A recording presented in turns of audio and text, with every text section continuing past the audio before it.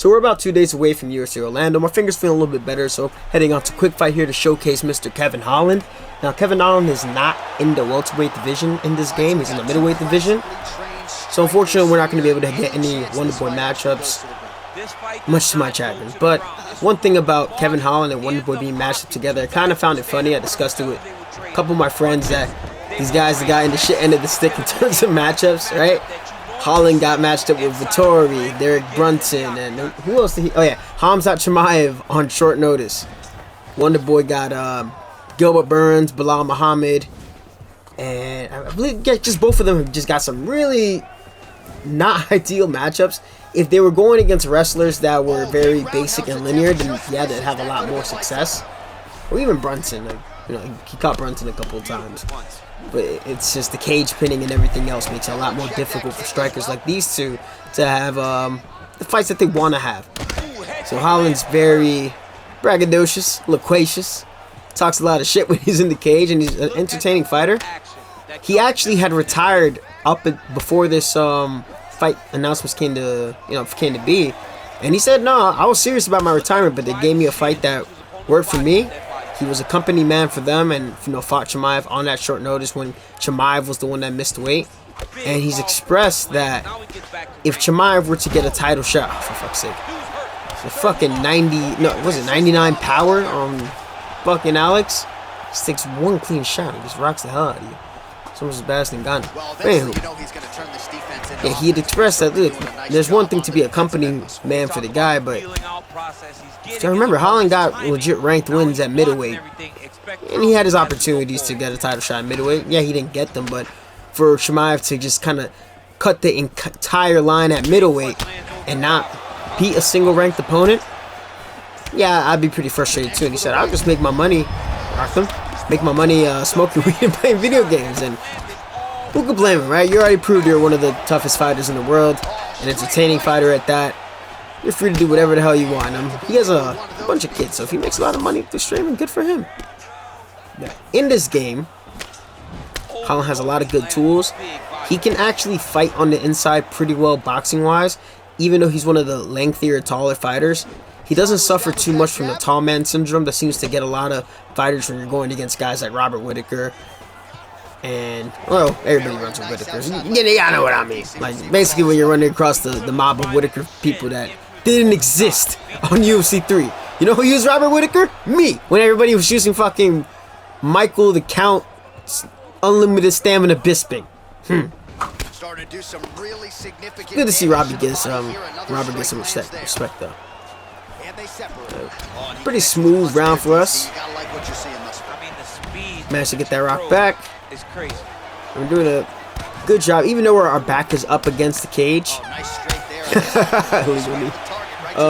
We're doing pretty good job. So one thing I will say though, like if I was going against like a Vittori or somebody who's actively shooting, you gotta be really careful when you're up against the cage trying to fire back and intercept, because one bad whiff when you're back against the cage and they shoot a takedown, not only do they have GA from the fact that you whiffed a big shot, but they're also gonna have GA from the fact that your back is by the cage. So keep that in mind when you're trying to fight somebody who's trying to grapple you.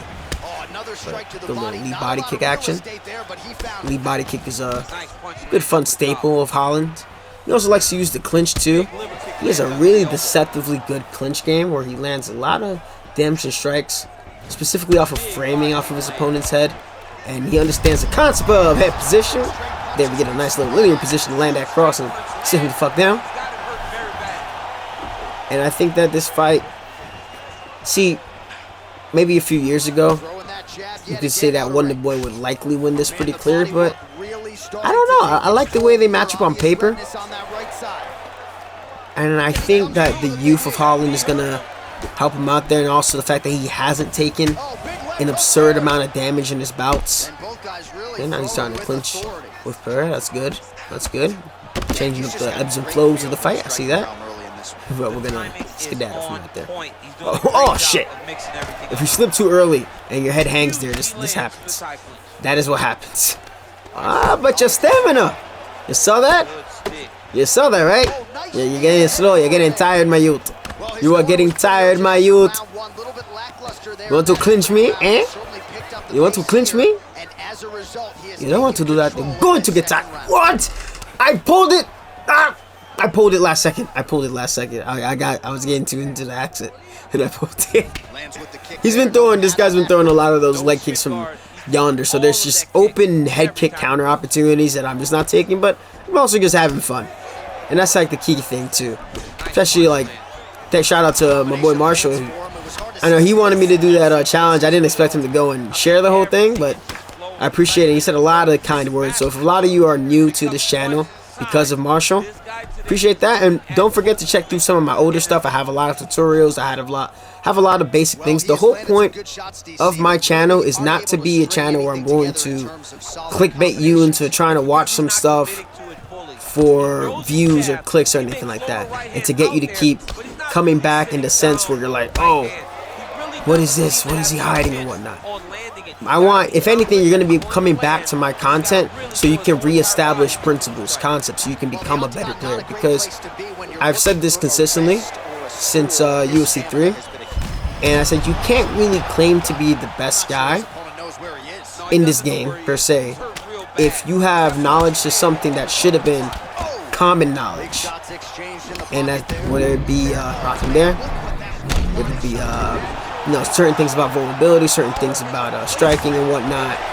I always felt the need like, well, if I'm the best guy, I gotta go beat everybody when they know the same stuff as I do. Because truth be told, I could just hide a lot of stuff I know. I found a lot of stuff that even developers were like, how the hell did you find this stuff? And I would go post certain things. I have my striking playlist, I have my grappling playlist, and all this other fun stuff. And you can go through that and educate yourself and then make yourself a better player. And when you have a good foundation, then you can add all the crazy fun spinning shit, because you're always going to have a good base to fall back to. So when you're watching my stuff, I want you guys to be able to watch my content and get better, and then go in the game and have fun, as opposed to just trying to mash, get on there, mash buttons, get angry, and just try to blow through everything. Because at the end of the day, this is supposed to be just an experience, a fun game, and just trying to experience an MMA game and having a good time. Like, who wants to spend time playing a game where you're gonna be angry all the time, right? Be more like Kevin Holland, just be chill. All right, smile, throw a thumbs up if somebody has you in the seatbelt position and the rear naked choke. At the end of the day, you're not getting hurt. It's just a video game. But you do have every right to be mad when somebody's playing like a dingus. I will do that. Huh. I thought that was gonna miss. I'm not gonna lie, I wasn't sure. Yeah. Shit. Oh my god. Oh shit. That lobotomized him. Look at that. Fuckity like a huevo. Yo, his head looked like an egg too. Oh my god. Yeah. Imagine he does that to Wonder Boy. Okay. Well, yeah, this is gonna be like something short. I like how that ended. Not gonna be hanging on Quick Fight for too long, because for every 1 or 2 good fights a man can get on Quick Fight, you're running into like 10 people quitting. And I think to start off with that's gonna be, well, start off and end off with that, I think that's gonna be the right choice of action. So hopefully you guys enjoyed this quick little showcase of Mr. Kevin Holland, the UFC's Batman. Remember 17. I'm out of here.